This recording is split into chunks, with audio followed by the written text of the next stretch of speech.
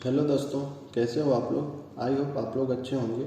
तो आज हम इस वीडियो में ये सीखने वाले हैं कि जीएमपी क्या है, जीएमपी के 5 पीस, जीएमपी के 10 प्रिंसिपल और फूड इंडस्ट्री में जीएमपी के अंदर क्या क्या आते हैं, वो सारे रिक्वायरमेंट क्या हैं, तो ये सब सीखेंगे। तो ये था हमारे पूरे वीडियो का ओवरव्यू।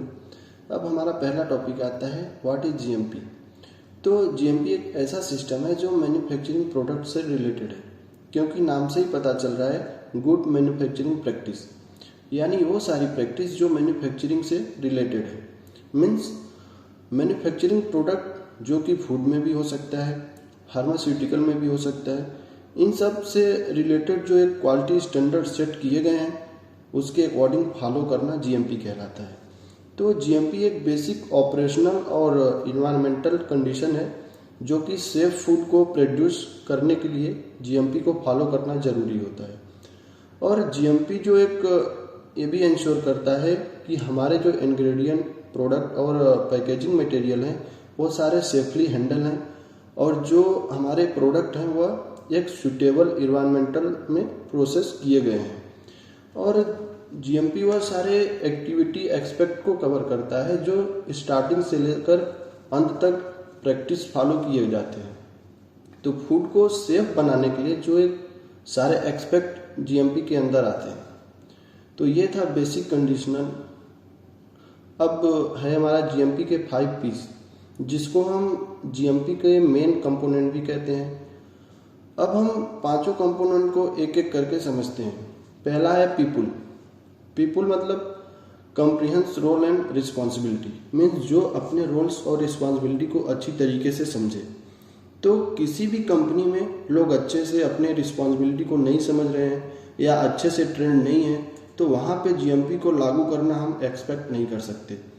तो जो भी एम्प्लॉयज़ या फूड हैंडलर्स हैं उनको टाइम टू टाइम ट्रेनिंग देते रहना चाहिए। उसके बाद सेकेंड नंबर पर जो पीस है उसका मतलब है प्रोडक्ट। प्रोडक्ट के अंदर प्रोडक्ट और प्राइमरी मटेरियल दोनों आते हैं। प्रोडक्ट बेसिकली वह होता है जो फूड, जो इंड प्रोडक्ट होता है, जो हम फिनिश प्रोडक्ट यूज करते हैं। प्राइमरी मटेरियल वो होते हैं जो रॉ मटेरियल को स्टार्टिंग में यूज करके जो हम प्रोडक्ट बनाएंगे। यह हमारा प्राइमरी मटेरियल प्रोडक्शन में इंटर करता है। अगर बिना किसी जांच के तो चांसेस हैं कि उसमें कंटामिनेशन हो सकते हैं। तो इस प्राइमरी मटेरियल को जो हम थ्रोली टेस्ट करना चाहिए ताकि उसमें किसी भी प्रकार का कंटामिनेशन होने के चांस ना हो या कंटामिनेशन अराइव ही ना हो सके। उसके बाद 3P का मतलब है प्रोसेस। प्रोसेस को हम डॉक्यूमेंटेशन वर्क भी कहते हैं। इसमें जो भी प्रोसेस जैसे SOP, वर्क इंस्ट्रक्शन बनाए गए हैं वो सब फॉलो होने चाहिए। उसके बाद हमारा आता है प्रोसीजर।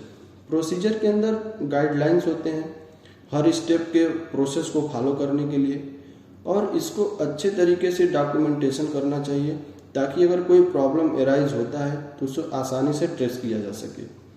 प्रोसीजर के बाद हमारा लास्ट में आता है प्रीमाइसेस। प्रीमाइसेस में वो होता है जो आपके आसपास के इन्वायरमेंटल हैं, जहाँ पर आप मैन्युफैक्चरिंग का काम कर रहे हैं या काम चल रहा है वो कैसा है। वहाँ पर साफ सफाई और equipment calibration at all the time होना चाहिए। मतलब हमारा कोई भी इक्विपमेंट खराब नहीं होना चाहिए, प्रॉपर वर्क कर रहा है या नहीं, ये सब रूटीन अप चेकअप होते रहना चाहिए। अब हमारा नेक्स्ट आता है 10 प्रिंसिपल ऑफ जीएमपी। तो जीएमपी के 10 प्रिंसिपल क्या है, इसमें से हमारा पहला प्रिंसिपल कहता है right detail step by step procedure. तो पहले प्रिंसिपल के मुताबिक हमें डिटेल में और स्टेप बाय स्टेप सारे प्रोसीजर को एक्यूरेटली लिखना है। देन सेकेंड प्रिंसिपल कहता है कि जो भी प्रोसीजर हमने एक्यूरेटली स्टेप बाय स्टेप बनाए हैं उसको उसके कहे के अनुसार फॉलो करना है। देन हमारा थर्ड प्रिंसिपल कहता है डॉक्यूमेंट एवरीथिंग फॉर ट्रेसेबिलिटी। इसका मतलब हमने जितने भी प्रोसीजर फॉलो किए हैं उन सारी चीज़ों का डॉक्यूमेंट में रिकॉर्ड करके रखना है ताकि बाद में कोई प्रॉब्लम क्रिएट होता है तो उसे हम डॉक्यूमेंट के द्वारा इजीली ट्रेस कर पाएँ। और ऑडिट के टाइम ये रिकॉर्ड ही काम आते हैं, इसलिए डॉक्यूमेंट करना, रिकॉर्ड बनाना बहुत ज़रूरी होता है। देन फोर्थ प्रिंसिपल हमारा कहता है validate the work and SOP. अब हमारे जितने भी एसओपी और वर्क इंस्ट्रक्शन है उसके हिसाब से फॉलो हो रहे हैं या नहीं तो उसे हमें कंफर्म करना होता है। अब हमारा फिफ्थ प्रिंसिपल कहता है डिजाइनिंग इक्विपमेंट एंड फैसिलिटी।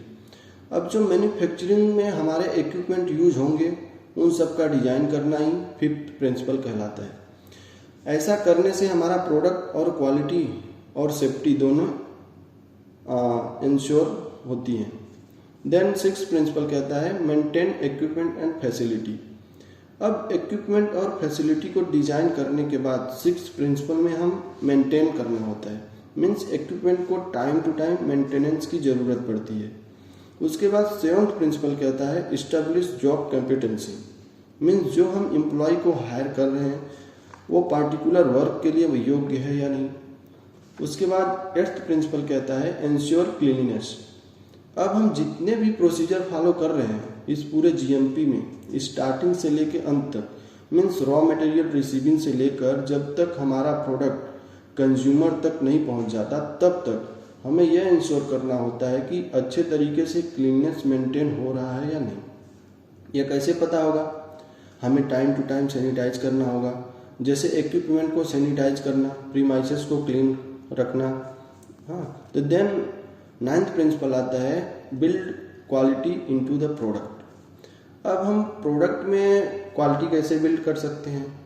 यह एक स्टेप में हम क्वालिटी बिल्ड नहीं कर सकते।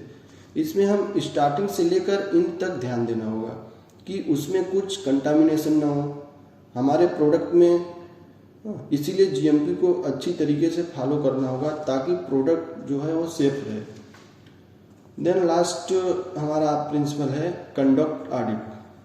तो इस प्रिंसिपल में रेगुलरली इंस्पेक्शन होते रहना चाहिए। इसमें यह भी है कि जितने भी जीएमपी के रूल्स और रेगुलेशन होते हैं वह प्रॉपरली फॉलो हो रहे हैं या नहीं।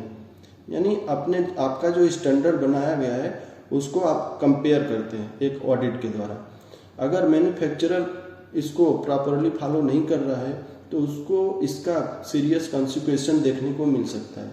तो इसलिए ऑडिट कंडक्ट करना जरूरी होता है किसी भी इंडस्ट्री में या फूड इंडस्ट्री में।